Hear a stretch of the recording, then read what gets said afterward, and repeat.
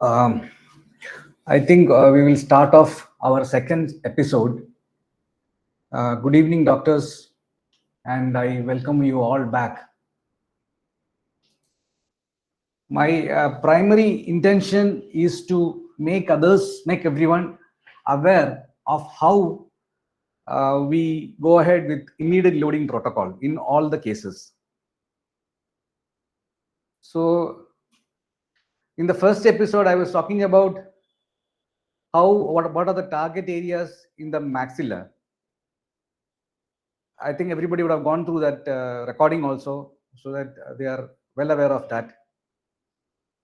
Today I'll be taking you through the anatomical landmarks in mandible, and then with regard to the design of the implants. Our primary aim when you are planning for immediate loading is reach to the second cortical bone. By second cortical bone, what I mean is, see, the first cortical bone,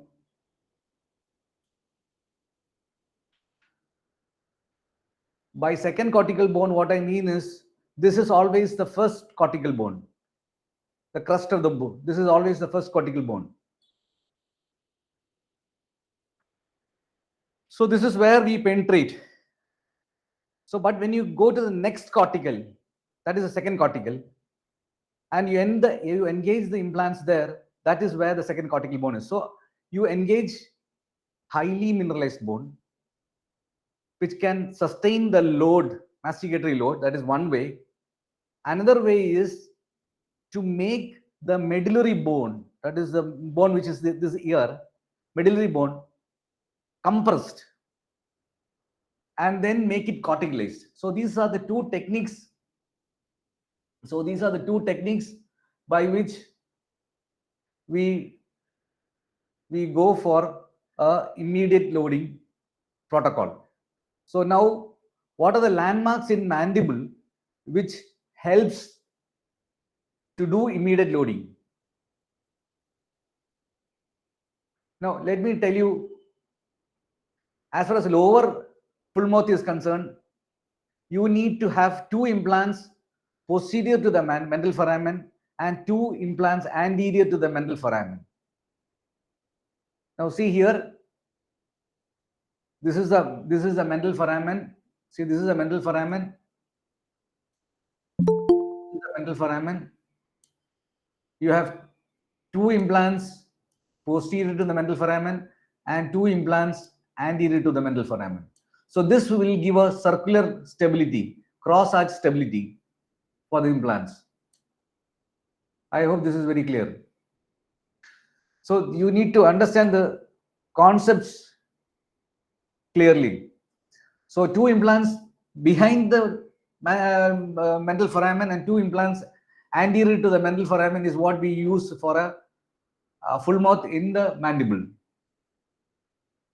Now, as far as the segment is concerned, you need for the posterior. Now, when you have only a segment, that is segment posterior to the mandible, posterior to the mental foramen, still you need three implants. Okay, even if you have to replace anything posterior, you need three implants posterior to it. If it is a segmental one, not a full mouth. Full mouth means you need only two, but segmental you need three implants posterior to the mental foramen. As far as when you come to the anteriors, then what happens is you need minimum of 4 implants. If this is a segment which you have to replace, minimum of 4 implants is required to get it stabilized. Now, I hope this is also very clear.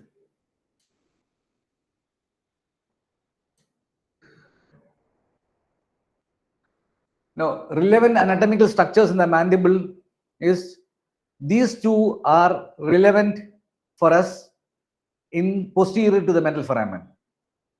Okay, yeah, that is internal oblique ridge or mylohyoid ridge, external oblique ridge or the ridge where the buccinal muscle is attached. Then you have relevant features in the mental foramen. You should have a thorough knowledge of inferior alveolar canal, how it passes. Then you should have an idea about the anterior loop of the inferior alveolar canal, and you should know the lingual foramen of the mandible, anterior mandible. Even though this is not very relevant, but still you should know about it. Apart from that, these are the relevant anatomical structures in the mandible. Now, as I have told you earlier, this is how we go. As a full mouth, with regard to the full mouth in the lower, we need total of 8 implants, 2 implants posterior to the mental foramen and 2 implants anterior to the mental foramen. This is a segmental case. You need 3 implants at least here. But if you are doing only this portions anterior to the thing, you need minimum 4 implants. I mean, at least 4 implants in the anterior segment. So this should be kept in mind. Now, internal oblique ridge or mylohyoid ridge or the submandibular undercut. I'll just go take you through that. This is the external surface of mandible and this is the lingual or medial surface of mandible. From above, if we are watching, we can see a bony projection or a convexity along the medial surface of the mandible, which is called as the mylohyoid ridge, also known as internal oblique ridge. When we are turning it upside down, we can see a bony depression below the mylohyoid ridge, which corresponds to the submandibular fossa where the submandibular gland is located. During drilling, we can place our fingers along the undercut area below the mylohyoid ridge so that during drilling, we can feel the vibration of the drill along our fingers, ensuring the engagement of the drill along the undercut area. Mylohyoid ridge is very highly mineralized bone due to its muscle attachment. So that was the video demonstration in the mandibular skull. Now this is a clinical demonstration on how I palpate the sublingual gland, sublingual area, submandibular space. Now, as far as posterior mandible is concerned, edentulous area is concerned, you keep your left index finger into the undercut. You have an undercut here. Actually, I'll show you in the skull. There is an undercut here, which is because of the mylohyoid ridge which is formed there, underneath which you have the submandibular gland and the fossa, submandibular salivary gland and the fossa. Now you should keep your fingers like that in that area, and I ask somebody to retract the cheek. So you will have a direct vision of your fingers, and then open, and then drill parallel to this so that you will be guided by these fingers. So I use always a straight hand piece to drill in such areas, and that will help you overcome any deviation in the angulation. So this is what I normally do. Keep your fingers so that this will be directed directly to the lingual undercut and lingual cortical bone. It is like you keep your 2 index finger, and even if you keep your eyes closed, these both will come and meet. If you try to keep moving your left and the right index finger towards each other, even without you keeping your eyes open, that will be directed towards each other. So this is how it will happen. That is a technique which we adopt here. Okay. Now let me tell you why this area is safe. Now you can see this is the mandibular foramen. You have the lingula here. Now this will pass. Just think, this is in this area. You have the mandibular foramen. From here, it has to pass like this to reach the mental foramen. Now the course is like this. Okay, so this is the mental foramen. Now you imagine this undercut. this ridge, which is called as mylohyoid ridge. This is also known as internal oblique ridge. This is prominent. Why? Because this is where the floor of the mouth happens. Mylohyoid muscle is attached to this, and because of the pull of the mylohyoid muscle, this area becomes highly mineralized. It is because of the muscular activity that this area is highly mineralized. Means this area from here till here is highly mineralized because it has to withstand. See, one thing you should understand is bone responds by mineral responds well when you have good amount of force acting on it. So the mineralization of the bone is basically dependent upon how much the bone is subjected to mechanical forces. It does not have a chemotaxis to grow. So it is all dependent upon the mechanical forces. And this is the end result of the forces which has been generated by the mylohyoid muscle. Now this is protruded out. Now do you think a canal to start from here, and I mean canal to start from here and to end here, this will be 100% safe. This area will be 100% safe. This projection will be 100% safe. So this is the undercut which you are utilizing. You keep your fingers like this into this undercut and you guide the drill like this. You will definitely reach here and you will not touch the touch the inferior alveolar nerve at all.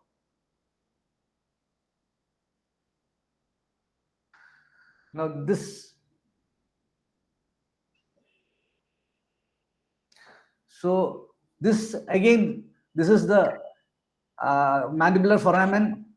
This is the undercut region. This is where the submandibular gland is present. Only thing which travels via the submandibular gland is a facial artery which goes like this and then encircles and then comes like this and goes into the facial bone. So this area is also very safe. But again, when you are placing your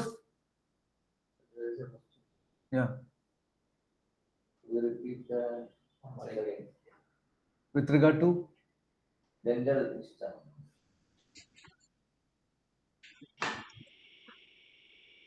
Is this what that I wanted? I mean, I should be repeating. Yes. Now I'll just repeat it once again.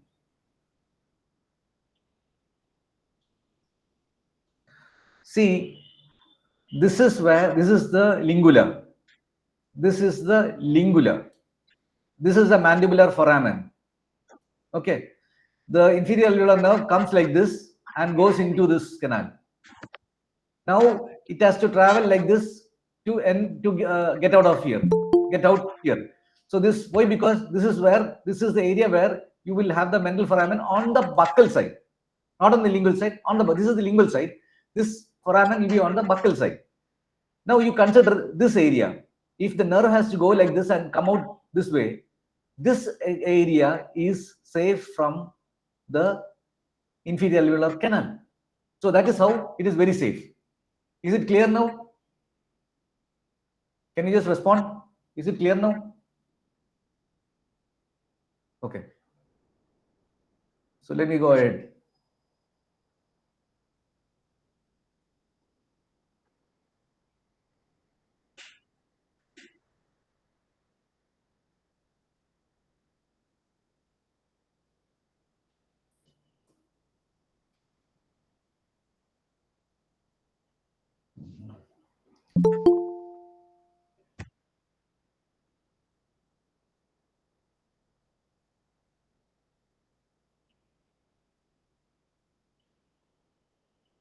It's not loading.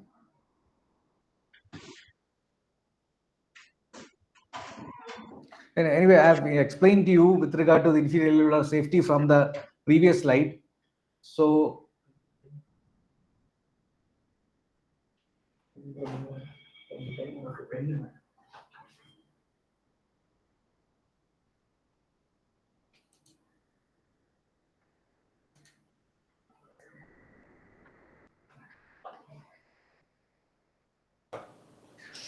Inferior alveolar nerve, after entering through the mandibular foramen, passes through the body of the mandible to exit through the mental foramen, so that the inferior alveolar nerve is not passing through the lingual undercut area, so that our drilling will prevent damage to the inferior alveolar nerve.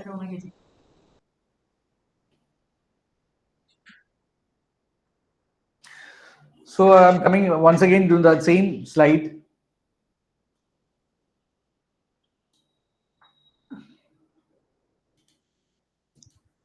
So as I have told you earlier, see, this is the mandibular foramen and the canal. This comes in like this and tries to go this side, to the other side, to the buccal side.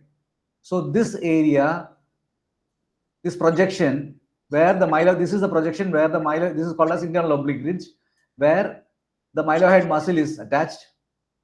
Underneath is the submandibular salivary gland. This is where the salivary gland happens, and the facial nerve, facial artery actually comes like this and then transfers to the facial side through the second molar region.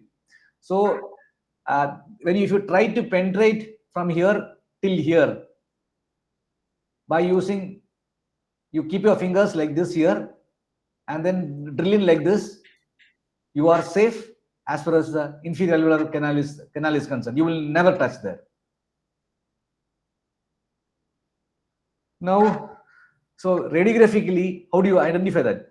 This white line just above the lingual foramen, inferior alveolar canal is the mylohyoid ridge. Here, if you see, this is the cross section. Now, this is the buccal side. This is the lingual side. This is the lingual side. This is the buccal side. This is the mylohyoid ridge. This is the mylohyoid ridge. This one. This is the mylohyoid ridge, and this is the undercut. This is the undercut which we try to penetrate. Now see, this is a lingual side, and this is the undercut. You can see the mandibular foramen is here. Sorry, the inferior canal is there. You are safe to penetrate like this. There will be nothing in that area. You can see how it. See, this is another example of a coronal section. The buccal side. This is the lingual side. This is the inferior alveolar canal, and you can see how the implant is going. And exactly, you keep your fingers like this. This will be my fingers. My fingers will be like they're here. So when I am drilling like this, I will encounter the heat. Okay, and I stop when I get the vibration. So you know the length where exactly the lingual cortical bone is. This is the lingual cortical bone. So you know where exactly it is, and then you place it, and then you are safe, because your canal, as I have told you, canal cannot come here at all.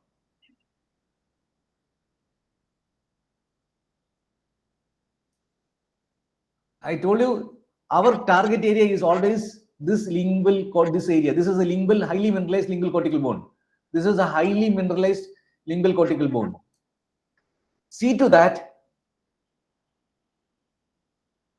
you will not penetrate above this area. This is wrong. You should not penetrate above like this by angulating it like this. If you penetrate, what will happen is the floor of the mouth will be here.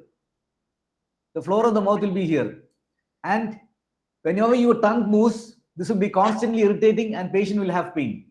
So mind you, if you try to penetrate the implants like this above the mylohyoid ridge, you will have chronic problems with regard to irritation from the tongue. But it is you don't have to be worried. It is very easy for you to keep your fingers like this and then penetrate it like this. Now see, here you can see this is the inferior alveolar canal, and you can see this is the internal oblique ridge. Clear? From the IOPA. Now here what has happened, see, I have placed an implant. You can see that this is the internal oblique ridge, and I have penetrated past the internal oblique ridge, but it is not in the inferior alveolar canal. Why? Because it is far away from the inferior alveolar canal. Now this has gone into the, this area is not into the canal, but it is actually in the submandibular space. Okay, what happened here was, why this happened was, I placed the, I drilled, then I took the implant. I told the implant length as 12 millimeter, but the implant length of 15 millimeter was handed over to me. And when I placed, I understood that immediately. I understood that there is an overshooting of it, because you can see this in this internal oblique ridge or mylohyoid ridge. You can see this. This is the mylohyoid ridge. So if you have gone beyond that, that means you are in the submandibular space. You understand? So that is how we can, whenever you're working, you can just understand or find out by taking an IOPA whether you are within the inferior alveolar canal, within the mylohyoid ridge or not, by using an IOPA. Here is another example. You can see this is supposed to be the ridge, where you have the, this is the ridge, and these both are overshooted. This is in the submandibular fossa. This is the submandibular fossa. You can see the dark area. This is the submandibular fossa. This is in the submandibular fossa. Even this, you can say this is the submandibular fossa. This dark radiolucent area is the submandibular fossa. Now coming on to the external oblique ridge. Now what is external oblique ridge? Now see this, on the buccal side, this is the external oblique ridge. You can see this.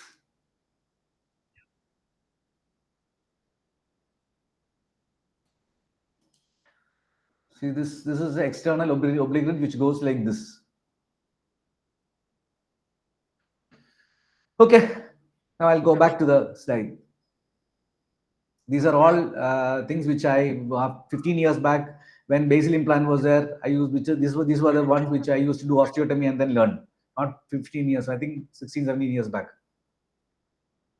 Now see, this is how do you identify? Now you understood, this is the external oblique ridge, not so down. You can see this is the external oblique ridge. Now, these are highly mineralized bone area. Why? Because you have buccinator muscles attached here on the buccal side. This is external oblique ridge. So you have buccinator muscle attached here. So it fans like this, this goes like this from there. So that is why it is highly mineralized. Wherever you have a muscle attachment, the bone will be highly mineralized in that area. Now, when you have, in certain cases, patient will not have mylohyoid ridge which is very prominent, or internal oblique ridge which is not very prominent for us to get an undercut. Very rare it is, but it happens sometimes. When it happens, what happens is, this inferior alveolar canal will be located more towards the lingual cortical bone, and you will not have good space. I'll just go back to the side like this. If in case, see, if in case you don't have this bone till here, what will happen is, this inferior alveolar canal will be more towards the buccal. So you have to go like this. I hope this is very clear. This concept is very clear. So when you don't have a prominent mylohyoid ridge, the chances of inferior alveolar canal to be located more towards the lingual cortical bone. So you will have to bypass the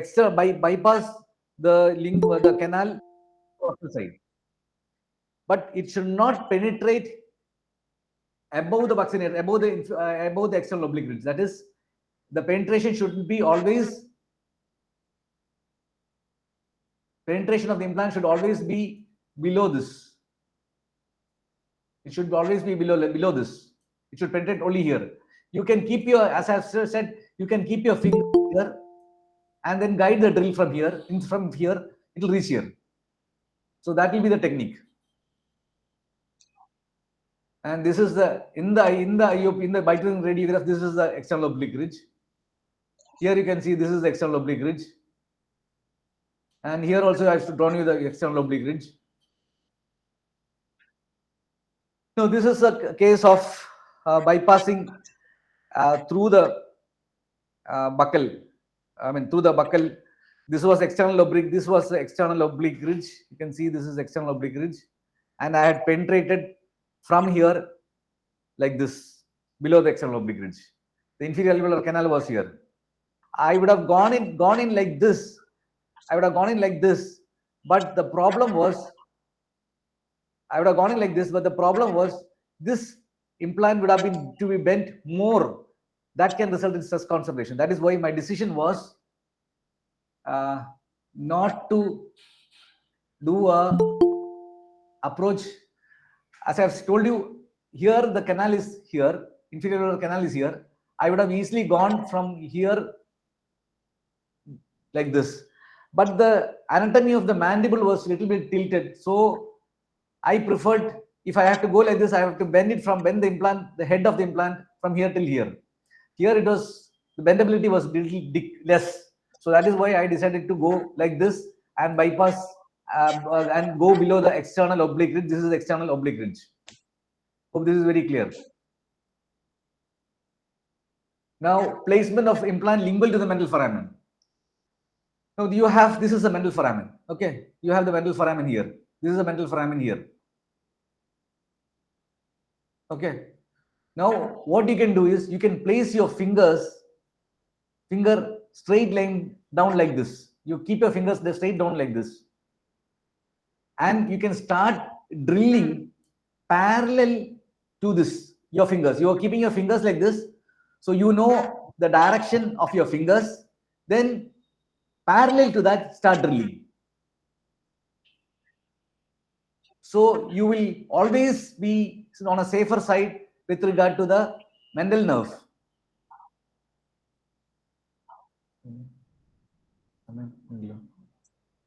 So this is the Mendel foramen, right?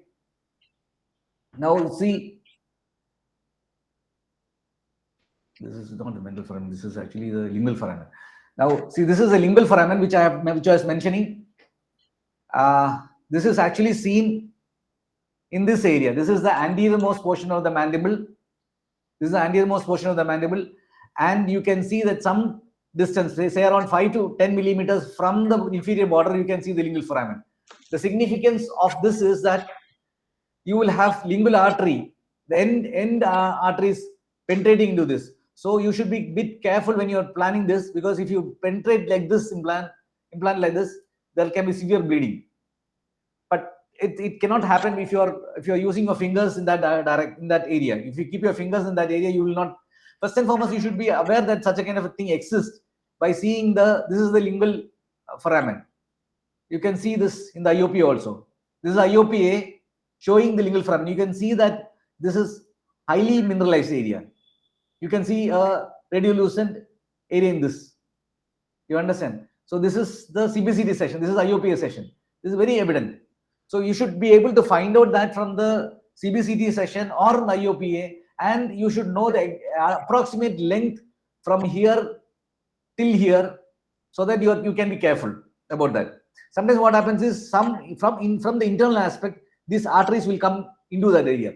That is not a concern for us. Even if you have blood supply coming into this one, you might, after you do osteotomy, say for example,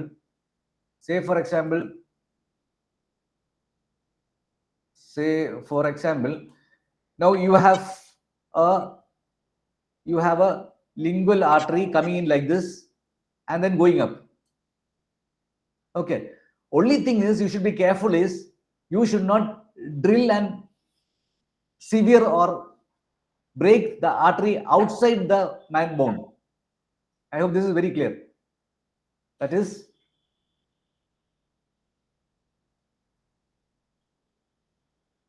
the lingual artery will get into the lingual foramen and can move up like this. Even if you do your osteotomy like this and penetrate the or disturb or sever or cut off the end artery, you don't have to be worried at all. Why? Because the moment you will have a lot of bleeding, initial bleeding, but the moment you place the implants like this on the top of it, that area will get compressed and bleeding will immediately stop.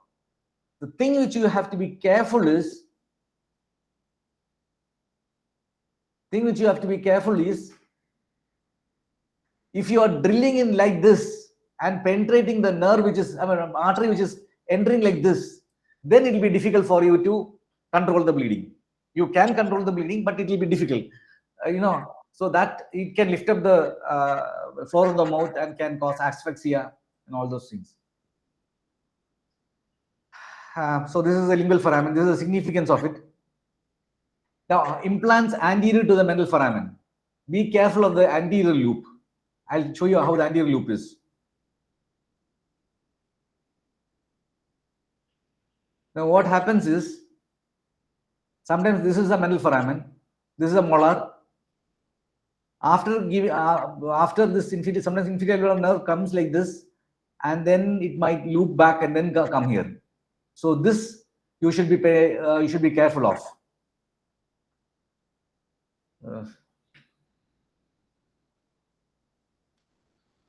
So as I have told you here, this is a mental foramen. Easily you can penetrate like this. You can easily penetrate like this by keeping your fingers. Keep your fingers like this and then drill in parallel. You will easily reach here, and there is no mental foramen coming in that area. What you do is you place your fingers like this.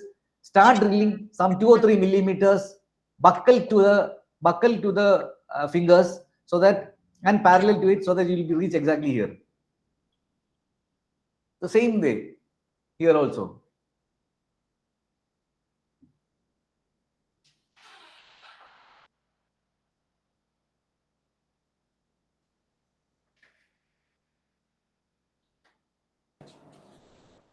In case of implant placement in the mental foramen region, we have to place our finger on the lingual aspect of the mandible in correspondence with the mental foramen on the buccal surface.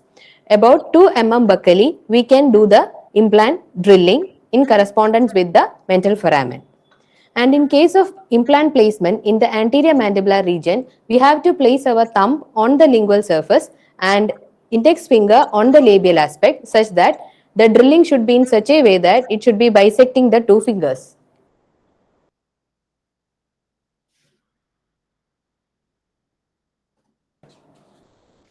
In case of implant placement in the mental foramen region, we have to place our finger on the lingual aspect of the mandible in correspondence with the mental foramen on the buccal surface.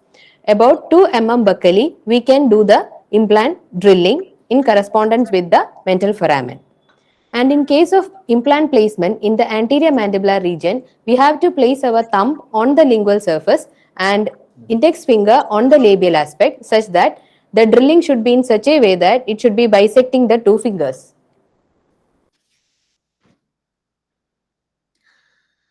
Now, so I've talked about the implants, how you place it in the anterior region as well as in the posterior region of the mandible. Now let's go to the design of the implants.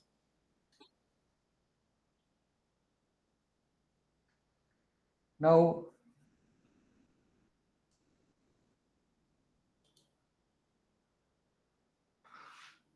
these are called as KOS implants.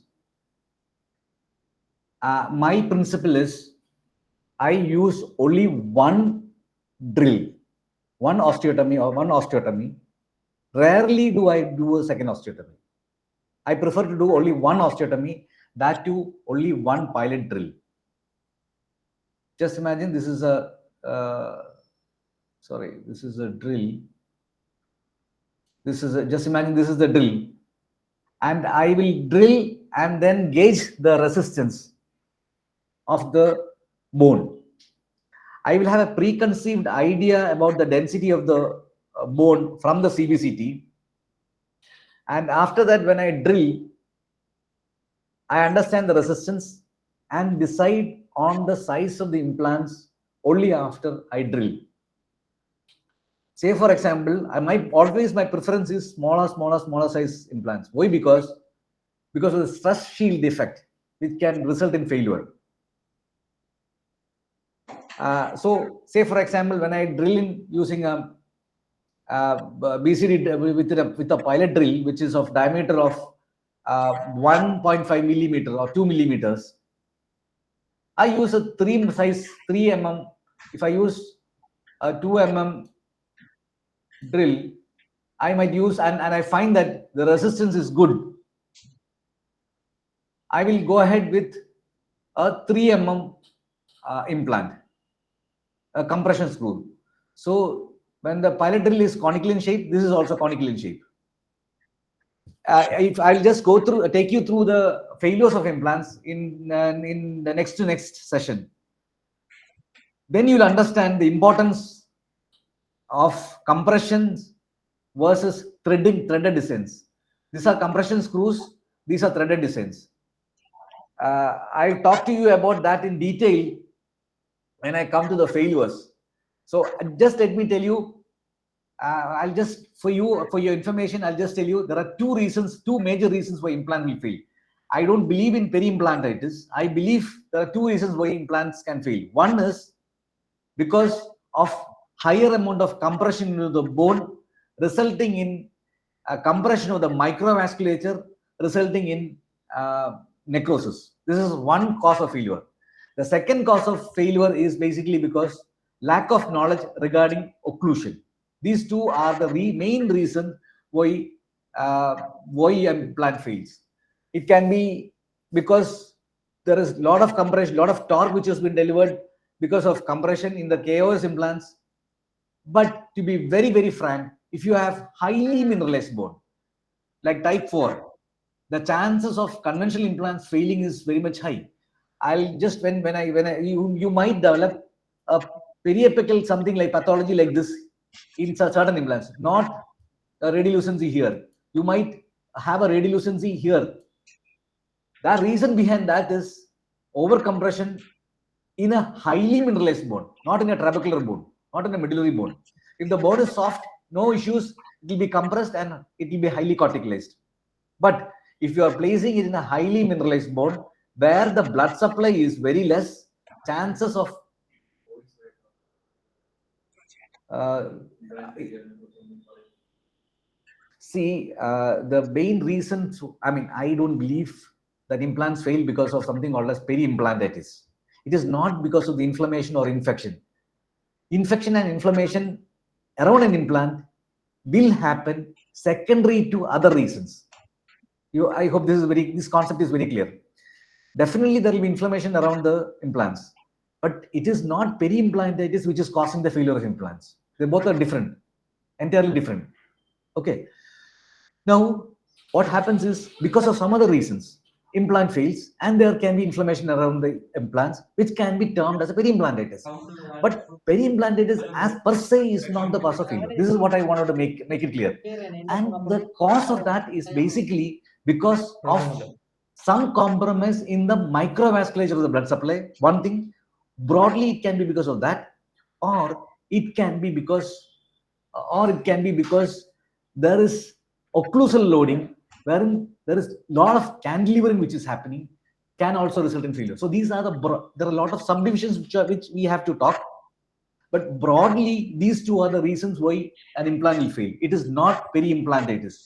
Peri-implantitis or inflammation around the implants can step in later on, but people always blame that there is infection. It is not because of infection. I'm telling you. And for that reason, these implants, if not judicially used, can be a failure. But I use it very often. And if you have highly mineralized bone, this is the choice. Why? Because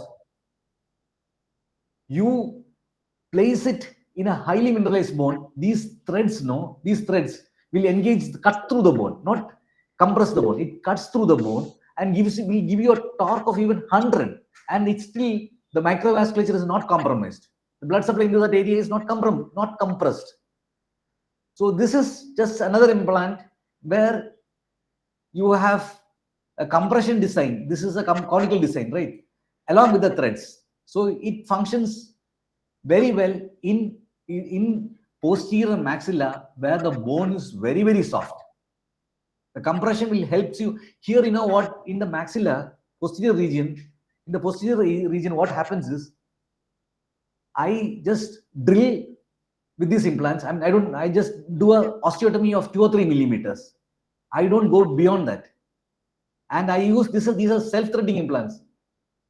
I will take an IOPA and see, and then keep clockwise rotation of the implants to the pterygoid region, and I'll get a very good torque. I do not make a complete osteotomy in the posterior maxilla. I use BCS this design after drilling the first cortical bone in the crustal bone. So you see here, this is the design. This is a 0.4 millimeter, this is 1.3 millimeters, and here you can see this will give a good compression. I just use one drill and then place this implant. If it is, here it is 3.7 millimeter. If the bone is very soft, I might use 3.5 millimeter implant diameter. If the bone is of good resistance, I might use a 3 mm implant. So this is conical. This is also conical design. This is also conical, and this is also conical design. See, this is conical, and this is also conical. So I use a conical design, conical drill, and I place a larger implants. So this is what I do. But you should be careful that there should not be microvascular compression. If so, that will fail. This is a KOS implants. You should be very careful by using it while using the highly corticalized bone. Okay. You have something which is known as KOS plus, which has got smooth threads here. This threads can be used for engaging the maxillary sinus wall. That is the floor of the maxillary sinus wall. Maxillary sinus area and hollow mandible also can be used. But I'll get back to you in details with regard to that. As I've told you, the EX design. See, these are the compression screws. These are the threads. This gives you compression. This conical design gives you compression. You have threads, and the tip is very, very sharp. Tip is very, very sharp. Okay. Coming to the implant designs, first is a threaded screw, which is BCS. Here, the implants are like nails, where the body is parallel and they have aggressive threads. This is a smooth surface implant. When the aggressive threads entering the bone will cut the bone and doesn't cause compression. Coming to the next design, which is the compression screw. Here we are showing the KOS implant with rough body surface, and they have a conical design. And during the osteotomy, it compresses the bone, and it is usually used in immediate extraction cases. The next design is the combination of compression and threaded screw. Here, where I am pointing, this is the compression screw area, and this is the threaded area with sharp cutting end. BCSX comes under this, and it is also known as self-threading or self-tapping implants.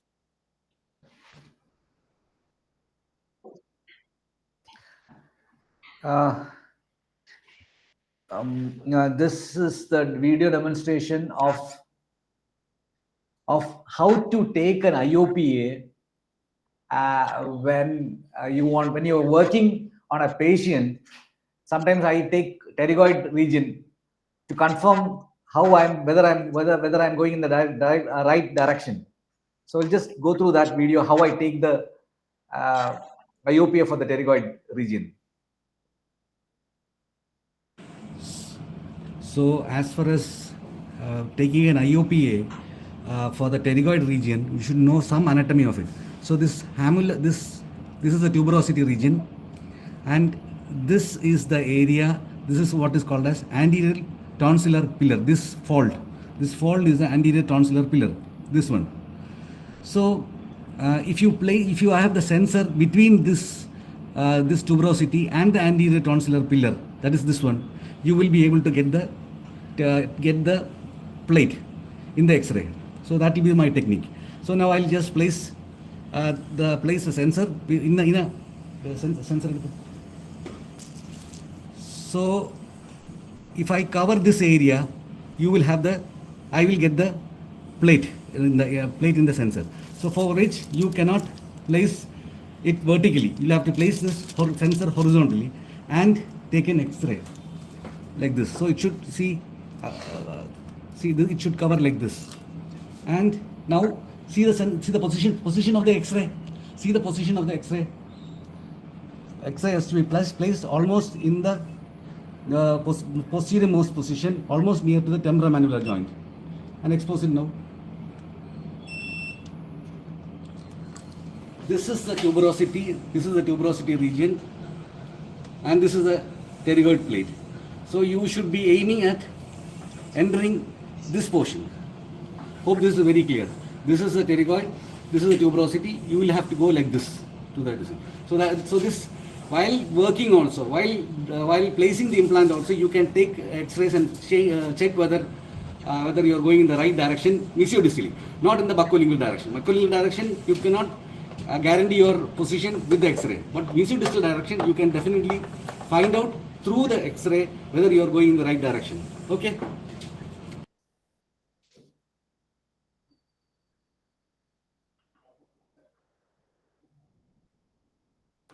As far as placing the pterygoid implant is concerned, I will describe my technique, what I do for a predictable result. Now, the first thing is the positioning of the patient. So I will place the patient in Trendelenburg position. I lift up the chair completely and then recline the chair. Recline the chair.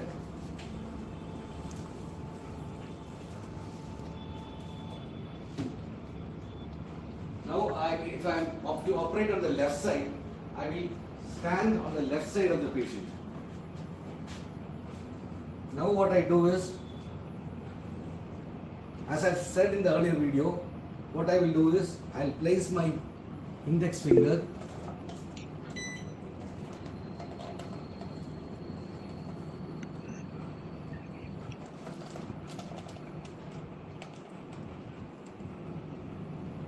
I'll place my left index finger in the tuberosity region like this. Now, so if I drill parallel to the tuberosity by a drill,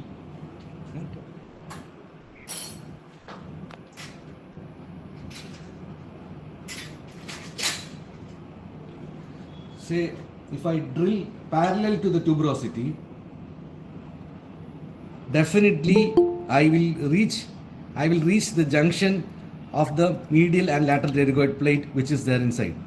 So I place it like this, and my fingers rest on the tip of the fingers rest on the hamular notch, and when I drill parallel to this, 3 or 4 millimeters mesial to this, open 3 or 4 millimeters medial mesial to this, you will reach our target area, that is the junction of the medial and lateral pterygoid. You should not go this side or this side, and it should always be parallel to the scissing. So naturally you will reach. There is no chance for you to miss out on the junction, and it is a sure shot. This index finger and index finger parallel to this, and then drill. You will reach the target area. Okay. As far as so this was a topic which was supposed to be covered in the first session, but unfortunately I couldn't locate that video of how I do this pterygoid area. This becomes very, very predictable, because I had suffered initially, and then I went on seeing the skull, and then I formulated this technique, and then after that I started getting started placing implants very much predictable. Now I will open up for questions, and it can be muted. I mean, mute can be removed. Participants. Question.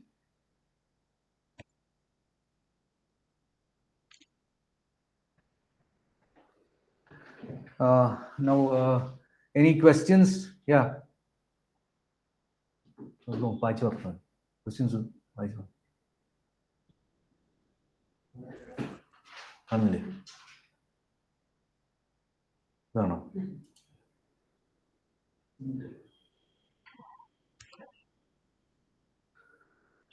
We will definitely share the network is proper because we've been trying with some other people outside this hall, so they are all getting it properly.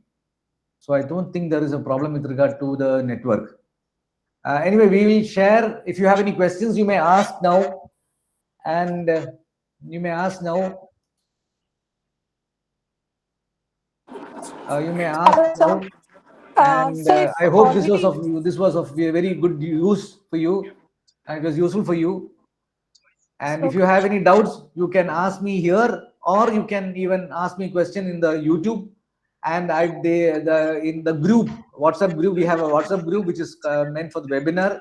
You can ask me questions there also. I'm ready to answer any questions which you put forward. Thank you all, and I think So thank you very much for the for time session. for you all. Right. Thank you, Nandini. Thank you for your this thing. Anybody who is interested in conducting a webinar wherein we share. See, there are a lot of things which is not written in the books. That is one thing. There are a lot of things ideas we develop. Definitely, splinting is mandatory. See, with regard to single tooth implants, when see for the anterior one, there are two concepts of it. There are two concepts of it. One is immediate loading and immediate functional loading. So, and in the anterior, what happens is it is immediate loading. Immediately you are placing the crown, everything. But for the other one, it is for the posteriors, it is immediate functional loading, where you need to place two implants for the molars to place one crown. Okay.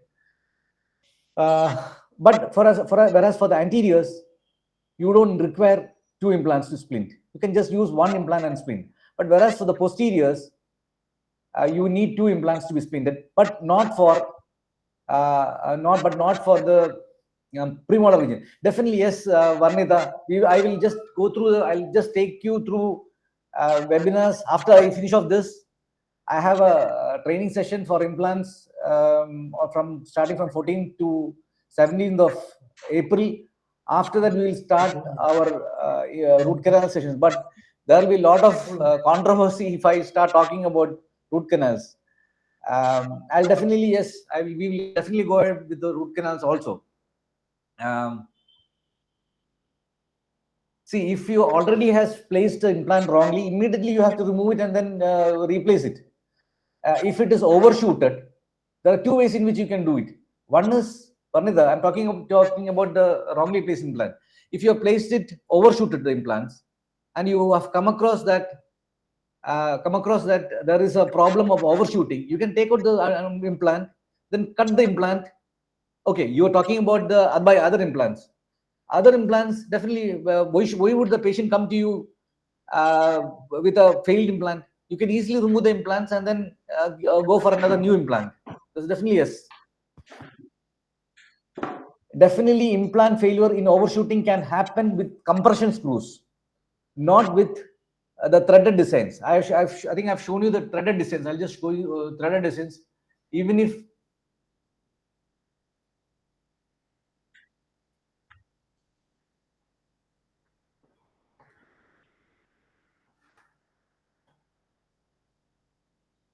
with this kind of implant design, with this kind of implants, even if it is overshooted, nothing will happen because there is no compression.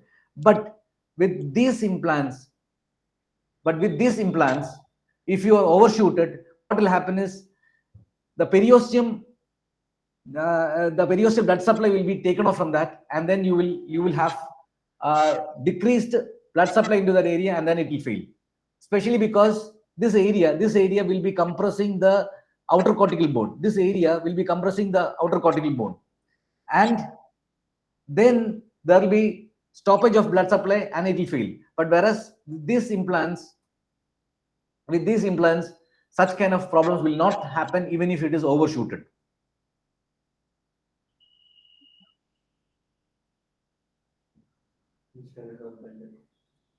Is your pterygoid, actually the problem with pterygoid is that if you don't have a pterygoid, posterior, when a sinus is, if you have good amount of bone in the posterior maxilla, you don't require pterygoid. But when you see a full mouth, most often, in, I tell you, above 90% of the cases, you will have no bone in the distal most area. So if you have tooth lost from the first molar till the third molar, it is very difficult for you to replace it. But if it is an immediate extraction socket, you can engage the socket wall, the laminodor of the thing, and then replace it. So one doubt, after finishing, implant inflammation occurs. What will we do? See, that is what I said. Implants do not fail because of peri-implantitis. Peri-implantitis is what? The inflammation around the implants.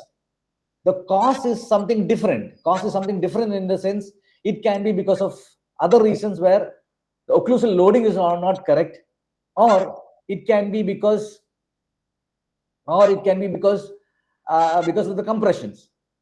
So secondarily, what happens is, because if you have a compression resulting in decreased blood supply, what can happen is there will be necrosis around the implant, and that necrosis will result in inflammation. So primarily it is not the inflammation which causes the failure. Yeah, Nandini, mesial wall or the central is, I couldn't get the question. Mesial wall or central in extraction socket. No, actually, as far as that, I've actually talked to, you can, Nandini, you can go through the first episode where I will have talked about it. Anyway, I'll just tell you, if you have a mandible, no, the maxilla. Anyway, from the next session, I'll tell you about that. See, in the extraction socket, what you do is, you start around 3 or 4 millimeter from the palatal wall of the socket, or maybe midway between the apex of the socket and the crest of the socket in the palatal bone, directed towards the nasal floor. You can easily engage the nasal floor. There won't be any difficulty at all. What if someone has extracted third molar and fractured the tuberosity? How will we place the records? See, that is another question. See, usually what happens is, even if you have removed the tuberosity, your anchorage is in the pterygomaxillary area. That is, you can directly go transsinus into the pterygoid region. You can go transsinus because these are all smooth surface implants which can be used transsinus. Not an issue at all.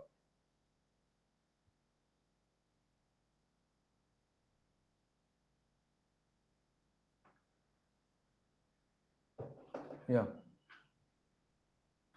Okay. If you have any queries, you can always post it. And I hope you enjoyed the session. We will meet next week with the design of the implant versus in which condition that design has to be used. I hope this is very clear. So, like, say, in which condition we will use compressive screws, in which condition we will use a combination of compression and a combination of threaded designs. All these things, I have formulated a technique where, depending upon the resistance of the drilling, I'll decide on the design of the implants. So this is what I do. And we will talk about the occlusion and in the next session.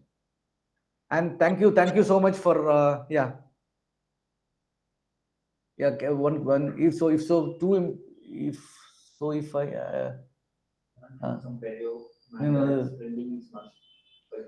no, I couldn't hear that. Thank you. I learned from some perio man that splinting is must. Pain in the molar region. See, the basic thing is, more number of implants It's not possible. You can place 2 implants in the molar region, and naturally you place 2 implants and you do a splinted crown. I hope you understand. When you're placing, when you're replacing a first molar, you place one implant on the mesial side, one small implant on the distal side, and connect it into a single piece crown. So what happens? These are splinted together, and the load bearing is distributed. So one of the reasons why you need to splint in immediate functional loading, like in the molars, is the load distribution can be more proper. I have placed through the crust. I'll show you next time. I used to place a single large implant through the interseptal bone, but the problem with that is you can place it, no issues. But the problem with that is that there will be a lot of foot impaction because of the convexity of the crown, which has to be bought in for you to get into contact with the adjacent tooth. So that is a problem with regard to that. Okay, thank you all. Thank you all. See you in the next webinar. Bye.